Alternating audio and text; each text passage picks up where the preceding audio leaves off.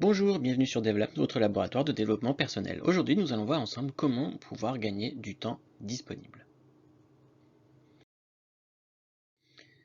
Alors, comment est-ce qu'on peut gagner du temps disponible? En fait, finalement, gagner du temps disponible, c'est comment essayer de mieux gérer son temps pour être plus efficace, plus productif, pour pouvoir se dégager en fait du temps.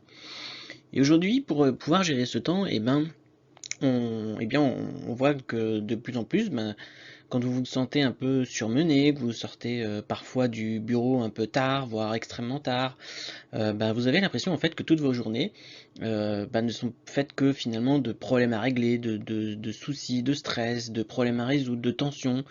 Et bien peut-être que ça veut dire que vous devez vraiment vous pencher sur la gestion de votre temps et on peut quelquefois, en mettant certains principes assez simples en place, pouvoir regagner du temps et avoir donc du temps disponible pour pouvoir faire autre chose. Et souvent, c'est pas un luxe. Aujourd'hui, alors pourquoi est-ce qu'on essaie de mieux gérer son temps au travail, hein, dans nos vies bien remplies? On a des vies aussi ultra connectées. Aujourd'hui, en fait, tout est décompté. Chaque heure, chaque jour, minute, bref, tout compte. Et soit vous passez maître un petit peu dans l'art de la gestion du temps, si vous voulez pas perdre le contrôle et vite vous retrouver dans des situations de surcharge mentale, hein, chose qu'on a déjà vu dans DevLabs, ou même dans des cas de limite de burn-out.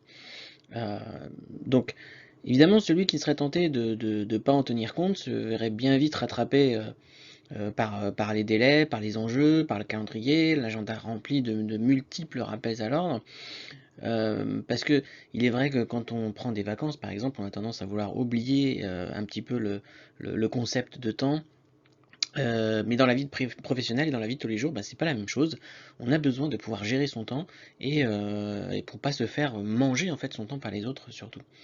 Et le but, c'est d'essayer donc de gérer en fait ces efforts intelligemment, sachant qu'aujourd'hui, on court après des délais de plus en plus serrés.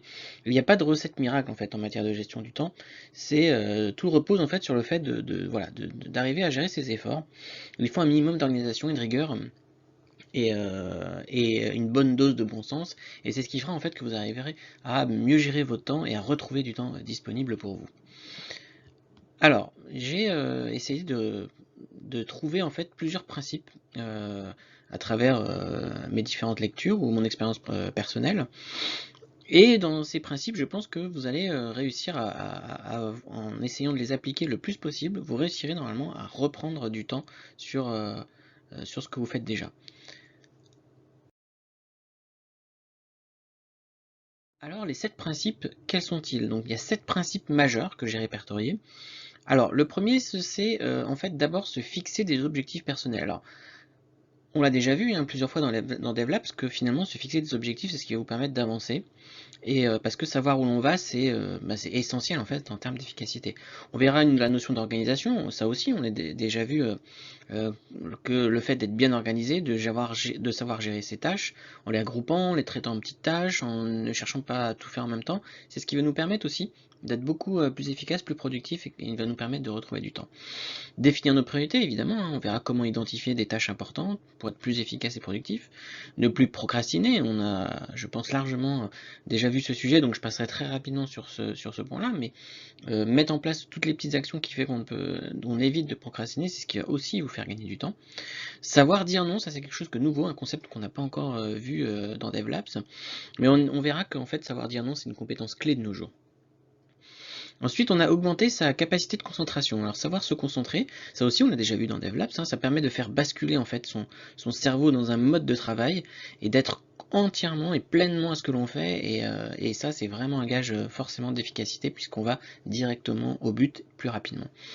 Et puis, un point que j'ai voulu aussi remettre dans ces principes majeurs, c'est savoir prendre des pauses, pardon, et on verra pourquoi c'est nécessaire de prendre des pauses pour réussir à atteindre ses objectifs.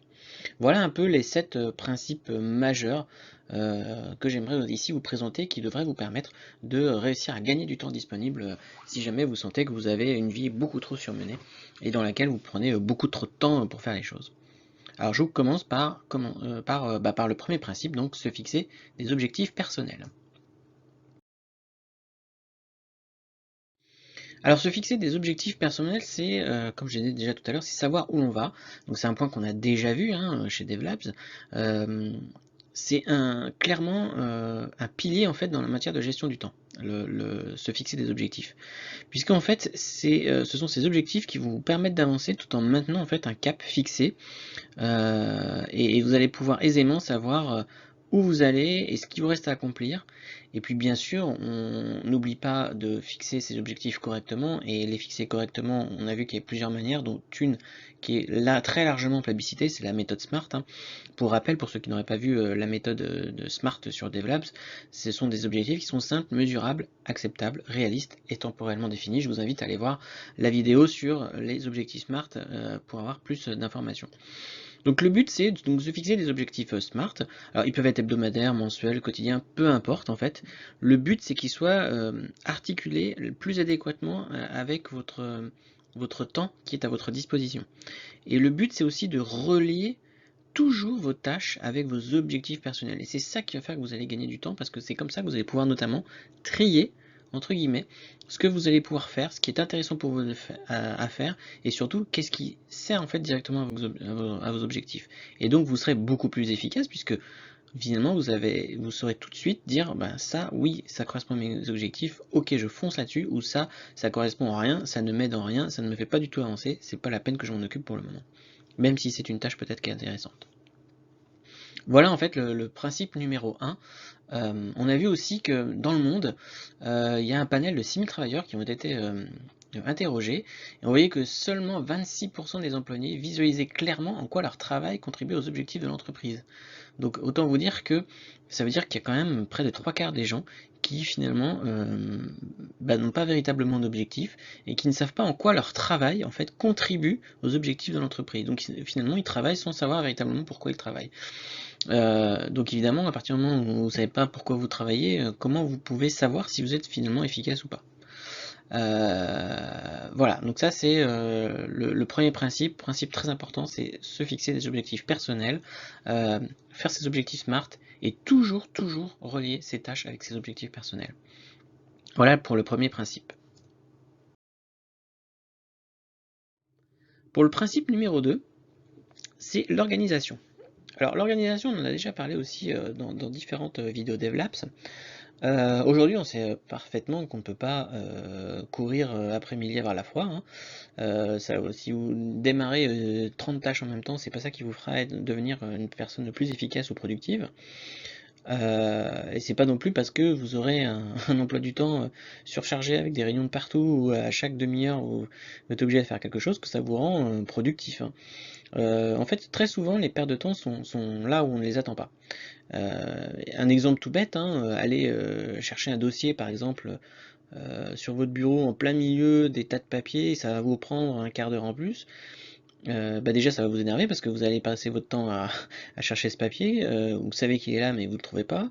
En attendant, vous avez peut-être votre équipe qui vous attend dans une salle de réunion qui dit mais qu'est-ce qu'il est en train de faire, donc vous perdez un petit peu en crédibilité, vous leur faire perdre aussi à eux du temps du coup, parce que c'est du temps duquel ils vous attendent et pendant lequel ils ne travaillent pas. Et du coup ça nuit aussi à la productivité de toute l'équipe. Donc le but c'est finalement c'est quoi de planifier ces tâches? C'est de veiller à ce que son travail soit vraiment structuré efficacement, d'avoir un bureau rangé de façon ergonomique et logique pour que, encore une fois, vous perdiez le moins de temps possible à retrouver les éléments dont vous avez besoin rapidement.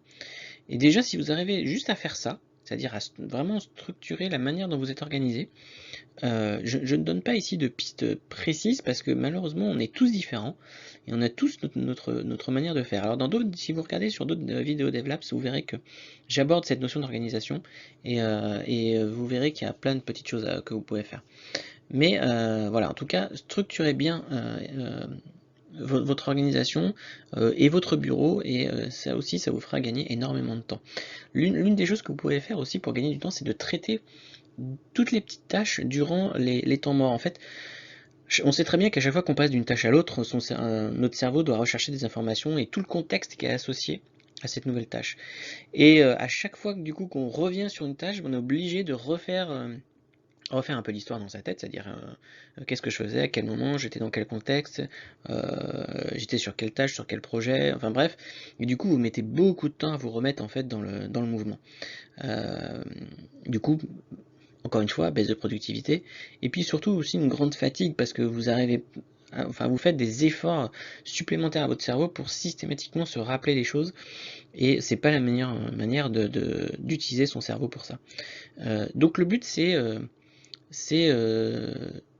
deux choses, hein, c'est d'essayer donc de regrouper toutes les tâches qui sont similaires, de traiter les petites tâches aussi durant ces temps morts, c'est-à-dire quand vous êtes entre deux réunions, quand vous êtes en fait dans une sorte de temps d'attente, profitez de ça pour regrouper donc toutes les petites tâches qui étaient rapides et vous les traitez justement dans ces temps morts. Et c'est ça en fait aussi qui va vous faire gagner du temps. De même que quand vous regroupez vos tâches, essayez de les regrouper dans des uniques blocs de temps.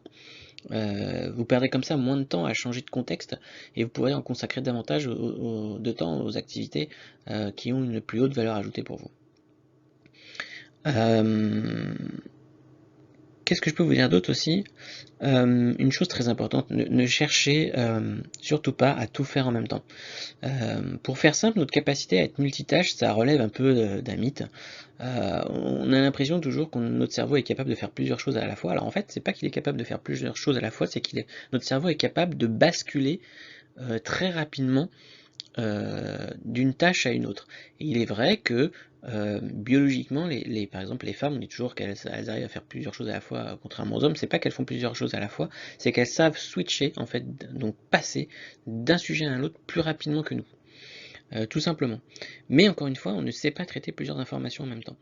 Et à chaque fois qu'on passe en fait d'une situation à une autre, ben, notre cerveau doit systématiquement chercher des informations, ce que je vous disais tout à l'heure. Et donc ça lui demande beaucoup plus d'efforts que de se focaliser sur une seule tâche. Donc au lieu d'essayer de faire vraiment tout à la fois, essayez de vous concentrer sur une seule tâche pour une expérience de travail optimale. En fait, le but c'est d'arriver à ce qu'on appelle le flow. Alors, qu'est-ce que le flow? En fait, c'est une sorte d'état d'hyper-concentration dans lequel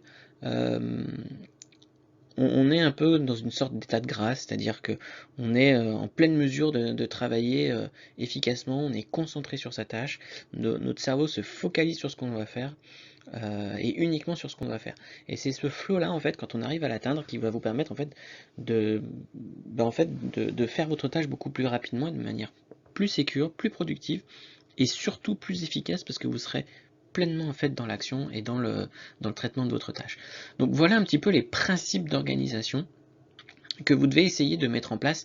Essayez bien de planifier, de regrouper des tâches qui sont similaires sur un unique bloc de temps, de traiter les petites tâches durant les temps morts, et essayez de vous concentrer sur une tâche à la fois et de ne pas tout faire en même temps. Et ça, vous verrez que ça va vous faire gagner beaucoup de temps. Le principe numéro 3, c'est de définir ses priorités. Alors, définir ses priorités, c'est quelque chose qu'on a déjà vu aussi dans DevLabs. Le but, en fait, c'est d'essayer de développer une certaine intelligence émotionnelle en apprenant en fait à utiliser son stress à bon escient, plutôt qu'à se laisser complètement submerger par ce stress en fait. Donc il y a plein de méthodes hein, aujourd'hui pour prioriser, et d'ailleurs j'en présente plusieurs dans certaines vidéos de DevLabs, mais en fait il y a des grandes lignes qui restent toujours les mêmes. La première c'est de toujours identifier les tâches que l'on doit accomplir, d'analyser ensuite le degré d'urgence et d'importance, ensuite en fonction de ça d'agir. Alors agir, ça peut être faire la tâche, ou ne pas faire la tâche, ou déléguer la tâche par exemple. Et puis de faire un point régulier pour savoir si, en fait, dans toutes les priorités, est-ce que les priorités ne changent pas? Parce qu'on sait qu'une priorité dans un contexte donné et à un moment donné peut tout à fait changer si le contexte change ou si le moment change. Donc voilà, ça c'est un petit peu dans les différentes méthodes de priorisation, c'est ce que vous allez retrouver. Et puis essayez au moment où vous définissez vos priorités, de hiérarchiser et d'organiser en fait votre travail. Ça veut dire quoi? Ça veut dire que, en fait, quelle que soit la méthode que vous allez utiliser pour prioriser, vous devez être en mesure en fait d'identifier surtout les tâches importantes. Et vous serez nécessairement confronté à des évolutions de priorité ou d'échéance, comme je disais, dans un sens comme dans l'autre.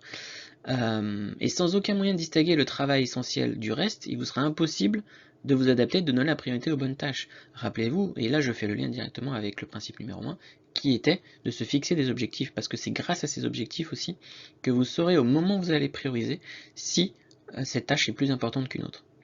Et ça, c'est primordial. Aujourd'hui, il y a 29% des travailleurs ayant déclaré se sentir surmenés qui ont évoqué le manque de visibilité sur les tâches et les responsabilités de chacun comme étant un facteur déterminant. Et c'est ça qui fait que aujourd'hui, savoir sur quelle tâche travailler en priorité, ça permet en fait de lutter contre ce problème et d'avoir la certitude de réaliser en fait les bonnes tâches au quotidien. Donc voilà, principe numéro 3, surtout, essayez de bien définir vos priorités, d'identifier vos tâches, d'analyser l'urgence, l'importance, de les hiérarchiser, de les organiser, d'agir en conséquence et bien évidemment de faire un point régulier. Le principe numéro 4, on le connaît, c'est ne plus procrastiner. On a une vidéo DevLabs qui est entière sur le sujet, donc je ne vais pas revenir entièrement sur ça. Simplement, on sait très bien que remettre à plus tard quelque chose que l'on peut faire sur le moment, c'est un vrai frein en fait à l'action, et ça peut avoir des conséquences non négligeables en termes de productivité, de respect des délais par exemple, et donc du coup sur la notion de temps évidemment.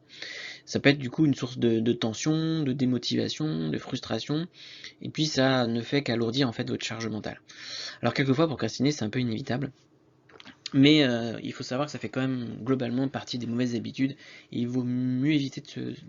Voilà, vaut mieux éviter en fait cette procrastination et être plutôt dans l'action. Le fait de cesser de remettre à plus tard, c'est vraiment un vrai gage d'efficacité. Donc surtout, se rappeler plusieurs choses concernant la procrastination, c'est qu'il faut se faire confiance, que la perfection ça n'existe pas. Il faut se rappeler que pour éviter l'effet oh là là je vais jamais y arriver, il faut découper ses tâches. C'est le point le plus important et ça permet en fait d'avancer progressivement dans ce qu'on a à faire. De mettre en place sa propre organisation, c'est-à-dire de noter tout ce qu'on a à faire, de se fixer des échéances, de se concentrer, on en a déjà parlé, vous voyez, on retrouve tous ces points-là, et de trouver le meilleur endroit pour rester concentré, de gérer son temps, ses priorités, et du coup d'avoir une vraie hygiène de vie pour gérer son sommeil et son alimentation. Ça concourt évidemment au fait de ne plus procrastiner, parce que vous aurez moins de sensation de fatigue et vous serez plus du coup dans l'action. Ce sera beaucoup plus simple. Donc voilà le principe numéro 4, en fait, on est dans toutes les actions qui font d'essayer de ne plus procrastiner. Le principe numéro 5, c'est savoir dire non. Alors, passons un petit peu de temps dessus, parce qu'aujourd'hui, savoir dire non, c'est une vraie compétence clé, comme je le disais un peu dans mon introduction. Non seulement ça permet d'abord de s'affirmer, de se faire respecter, mais ça évite aussi de se laisser submerger en fait par des tâches qui ne nous incombent pas ou qui pourraient d'ailleurs être déléguées. Autre avantage, lorsque les objectifs et les priorités sont bien définis, chose qu'on a déjà vu dans les premiers principes, vous pouvez donc du coup identifier le travail moins essentiel beaucoup plus facilement. Et du coup, le fait de savoir dire non, ça devient beaucoup plus facile, puisque refuser telle ou telle tâche, c'est jamais évident. Par contre, quand vous êtes en mesure de pouvoir expliquer en quoi ce travail ne répond pas à vos priorités actuelles, c'est clairement beaucoup plus facile de savoir dire non. Vous voyez qu'il y a une certaine cohérence en fait dans le discours. Si je fais bien mes objectifs, que je fais mes priorités, si quelqu'un d'un seul coup vient et me dit ça c'est hyper urgent, et que dans sa demande rien ne correspond finalement à vos objectifs, c'est là où vous pouvez dire bah non, aujourd'hui moi je vais faire ça, ça, ça, parce que pour telle raison, c'est hyper important, que c'est dans mes objectifs qu'on m'a été fixé. Alors bien sûr, on pourra très bien vous changer vos objectifs, mais si on change vos objectifs, du coup, ça change vos priorités, et puis ça change même du coup les tâches que vous devez réaliser. Vous voyez, et là, hop, c'est un cycle qui recommence. Donc finalement, savoir dire non, ça revient encore une fois à savoir bien fixer ses objectifs. Et ce qui peut être intéressant aussi, c'est que établissez vos propres priorités, ça c'est indispensable.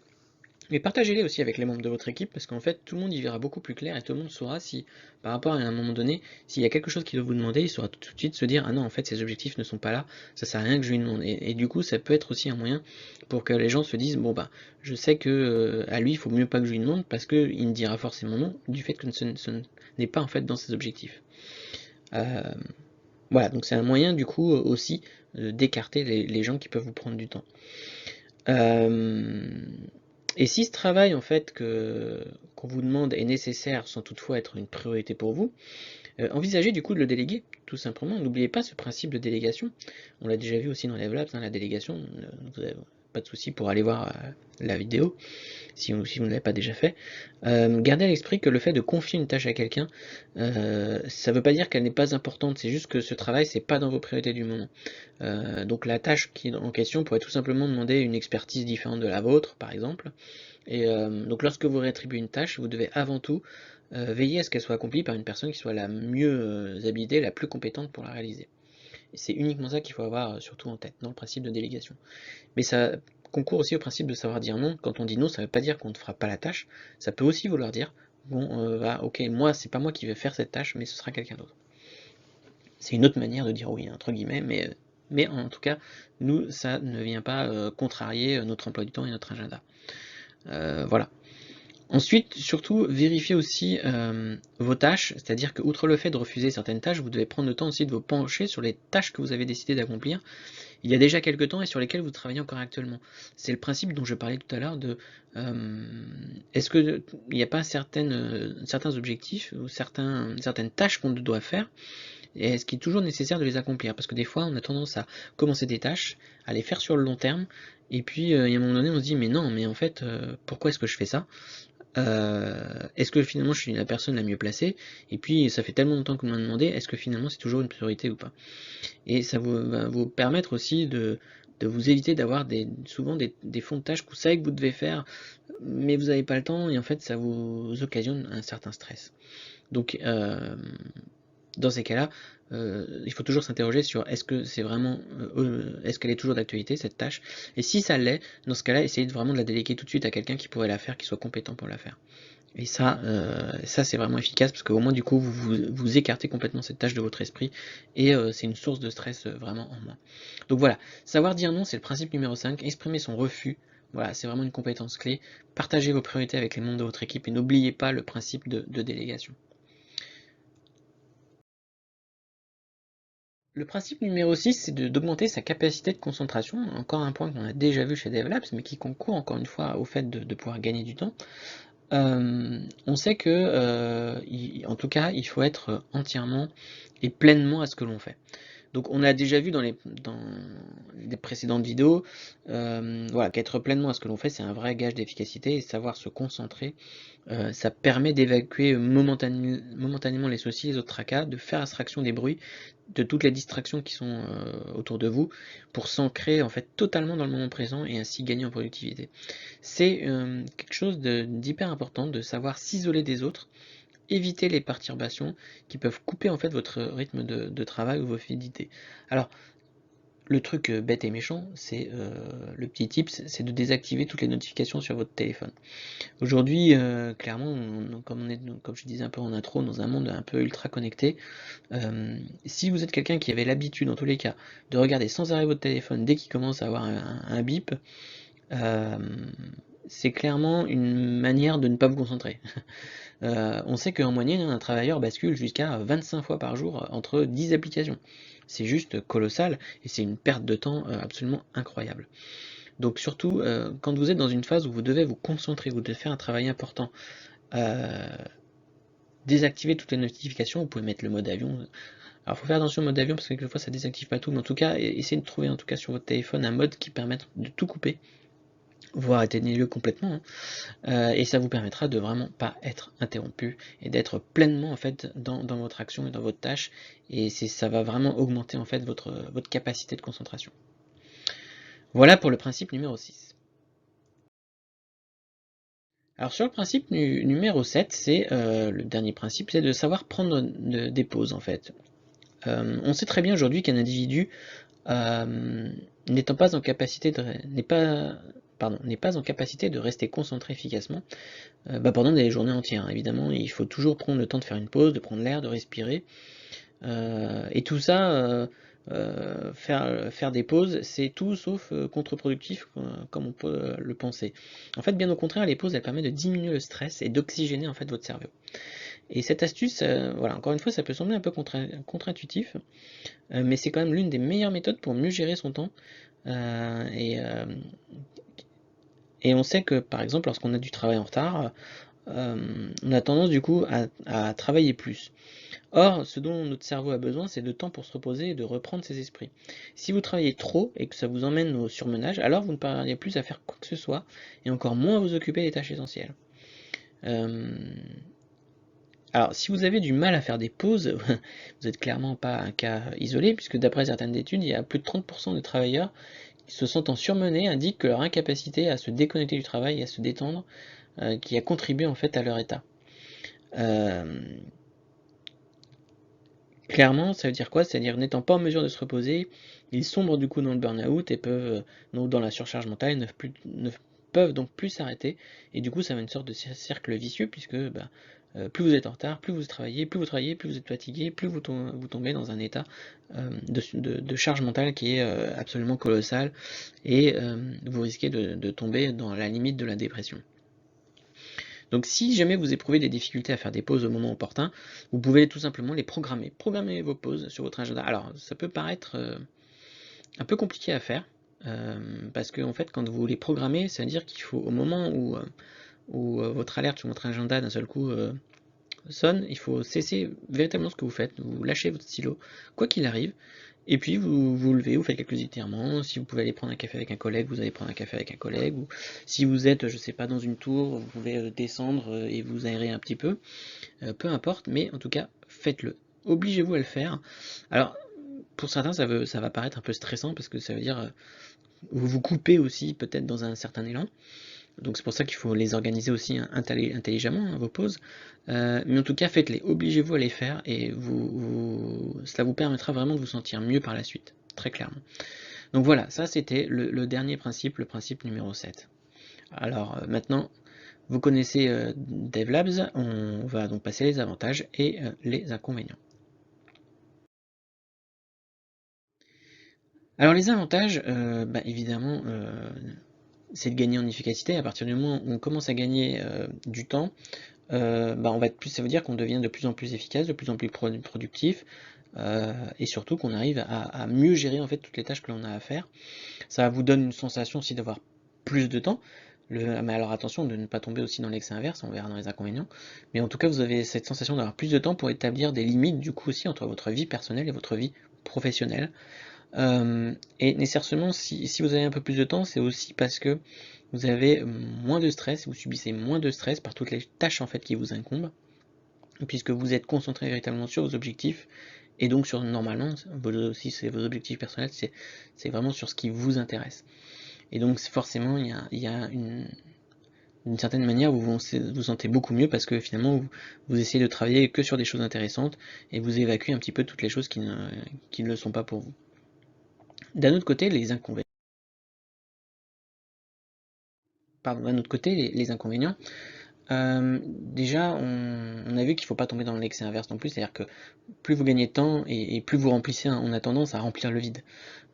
Et quelquefois, ça c'est quelque chose de mauvais. En fait, si jamais vous avez arrivé à vous dégager du temps, il vaut mieux garder ce temps disponible pour faire des choses autres, ou des choses en tout cas qui sont plaisantes en tout cas pour vous. Et de ne pas d'un seul coup le remplir par d'autres tâches qui reviendraient d'un seul coup à nouveau à vous mettre dans une situation, dans une mauvaise situation de surcharge mentale et qui serait pas bonne pour vous. Donc gérer son temps, ça demande aussi de la discipline et puis une bonne dose de volonté, hein, on l'a vu. Tous les principes que je vous ai donnés, mais 7 principes, ça vous demande quand même un peu d'entraînement, ça demande vraiment l'envie de le faire, mais sachez que vouloir le faire aussi, c'est ce qui vous amènera à tous ces avantages. Mais il est vrai que quelquefois on peut se sentir découragé quand les résultats ne sont pas toujours visibles tout de suite. Quelquefois aussi à vouloir gérer son temps, et à vouloir trop gérer son temps. On peut perdre aussi la notion de spontanéité. Parce que du coup, tout dans une vie doit être réglé, et si c'est pas réglé, ça va pas quoi. Non, il faut pas non plus tomber dans le cas extrême. Il faut qu'il y ait la bonne dose d'organisation, de planification, de fixation d'objectifs qui vous permettent d'arriver en tout cas à travailler dans de bonnes conditions. Et attention aussi à ce que la gestion de votre temps ne devienne pas du coup elle-même une source de stress. Euh, Forcément, si vous n'arrivez pas à gérer votre temps, si vous n'arrivez pas à appliquer les principes, dans ce cas-là, ne le faites pas. Trouvez un autre moyen, mais ne le faites pas. Mais là, ça veut dire que Je dirais que si vous êtes dans cette situation, c'est qu'il y a un vrai problème à la base sur vos objectifs personnels, qui visiblement ne sont pas des objectifs qui vous plaisent et que vous avez envie réellement d'atteindre. Parce que si vous êtes vraiment dans des objectifs que vous avez construits et qui vous tiennent à cœur, vous verrez que normalement mettre en place ces principes, c'est quelque chose qui va vraiment vous aider et ça va être beaucoup plus facile. Voilà un peu les inconvénients. Alors comme d'habitude, quelques lectures. Alors il existe beaucoup de livres hein, sur la gestion du temps. Moi j'en ai choisi deux, alors deux un peu, chacun un peu différents.